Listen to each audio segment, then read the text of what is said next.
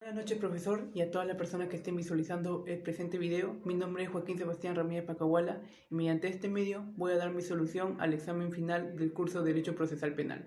En este sentido, corresponde iniciar con la primera pregunta. Respecto a esta primera pregunta, considero importante tener en cuenta lo que establece el Código Procesal Penal sobre la figura de prisión preventiva, ya que dispone en el artículo 268 los presupuestos indispensables que son necesarios para que se configure esta figura jurídica.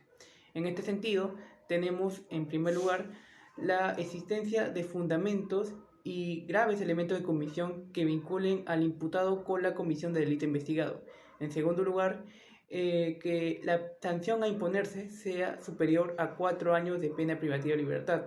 En tercer lugar, el peligro procesal, ya sea mediante peligro de fuga o en su defecto por la obstaculización por parte del imputado. Y en cuarto lugar, que se tenga ciertos y la existencia de elementos convincentes que determinen que el imputado pertenece a alguna organización criminal o que se va a integrar a una de estas. Ahora bien, se puede evidenciar que los hechos del caso cumplen con los presupuestos que establece la ley. Sin embargo, cabe precisar que, a diferencia del Código Procesal Penal de 1991, el nuevo Código Procesal Penal dispone que se debe realizar una audiencia para determinar la procedencia de la prisión preventiva.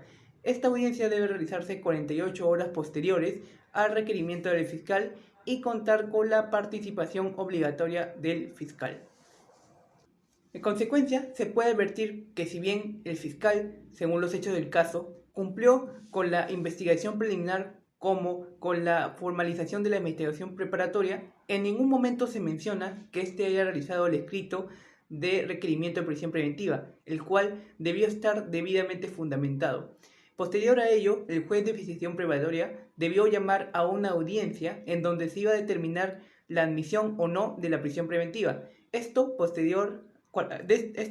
dentro de las 48 horas posteriores de recibida el requerimiento de prisión preventiva por parte del fiscal. Cabe señalar que esta audiencia es de carácter obligatorio no solo para el juez, sino también para el fiscal y para el abogado defensor del imputado, y encuentra bajo sanción disciplinaria.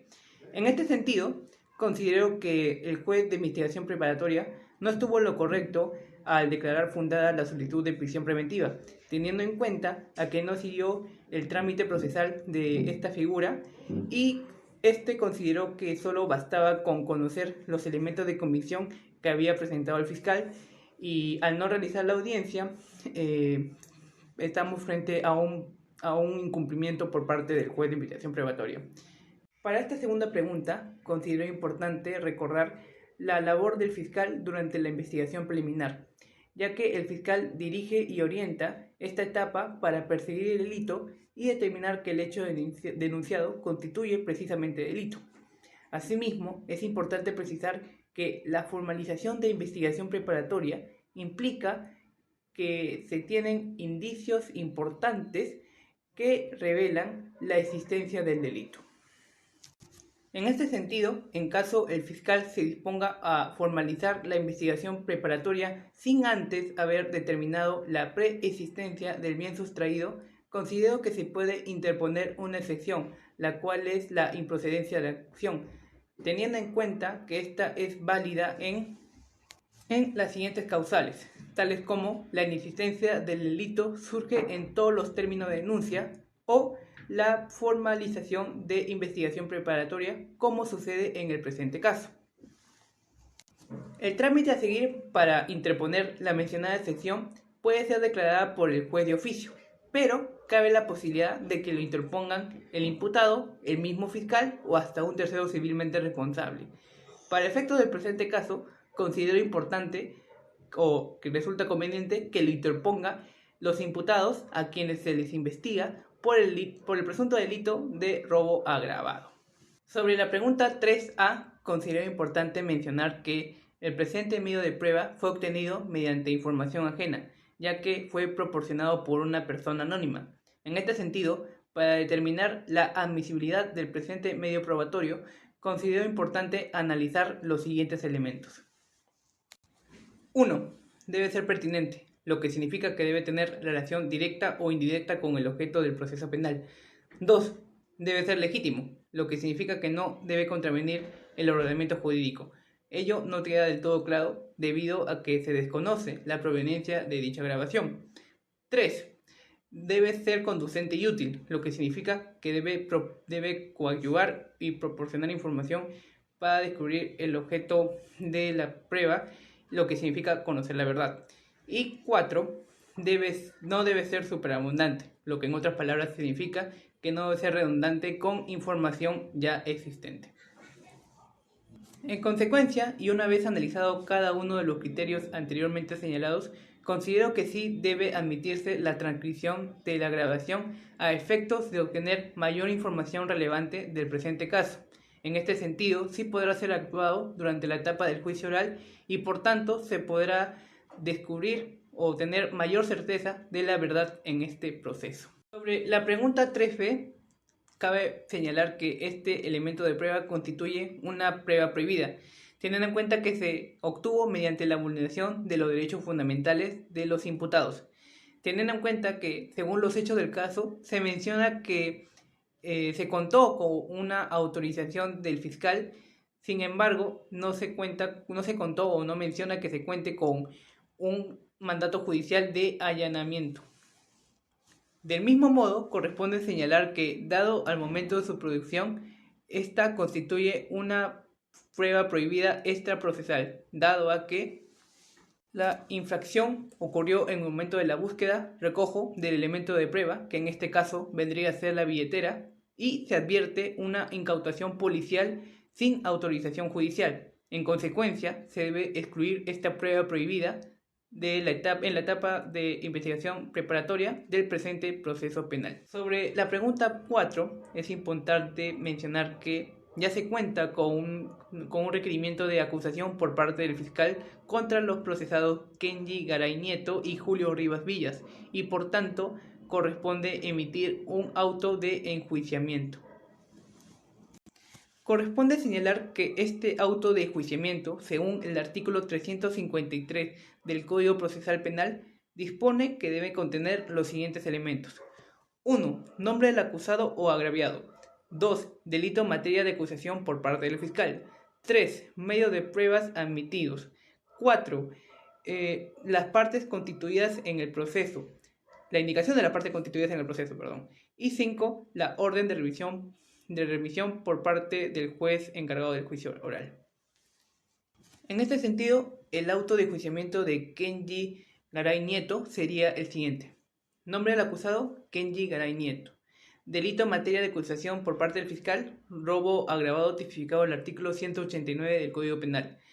Medios de prueba admitidos, tenemos la declaración del agraviado, la transcripción de la grabación, los antecedentes policiales por parte de Kenji Garay Nieto, en donde se le condena por delitos de extorsión y robo, así como el testimonio del imputado.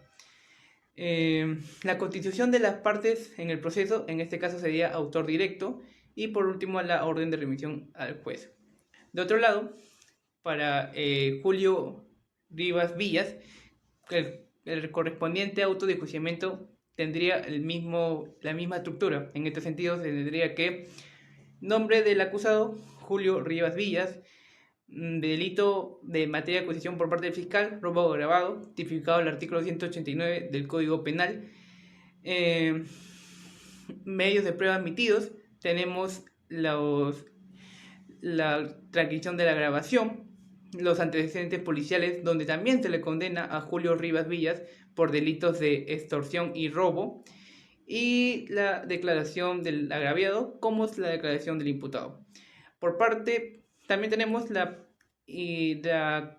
constitución de las partes en el proceso, que en este caso también vendría a ser autor directo, y la orden de remisión del juez de investigación preparatoria. Cabe señalar que posterior a la recepción por parte del juez del auto de enjuiciamiento, se procederá a un auto de citación de juicio en donde se desarrollará la misma y se emitirá la correspondiente sentencia o deliberación que corresponda. Finalmente, sobre la pregunta 5, considero importante mencionar que para evitar una afectación al derecho constitucional de la presunción de inocencia, al valorar la prueba según la libre valorización del juez, este debe seguir los siguientes requisitos, los cuales son: 1. El juez debe valorar únicamente las pruebas que hayan pasado los filtros de pertinencia y legalidad. 2. Las pruebas deben ser congruentes con lo que se quiere probar, es decir, que produzcan elementos incriminatorios que evidencien la participación del imputado. 3. Las pruebas congruentes deben ser suficientes para iniciar el juicio de culpabilidad del procesado. Asimismo, es importante mencionar lo que establece el Tribunal Constitucional sobre la presunción de inocencia cuando menciona que este no es un derecho absoluto, sino uno relativo, y por tanto puede ser destruida o desvirtuada con una actividad mínima probatoria. En consecuencia, considero que sí puede destruirse o desvirtuarse la presunción de inocencia de Kenji García Nieto, dado a que se cuenta con las pruebas y o elementos de prueba que justifican la comisión de delito por parte del imputado.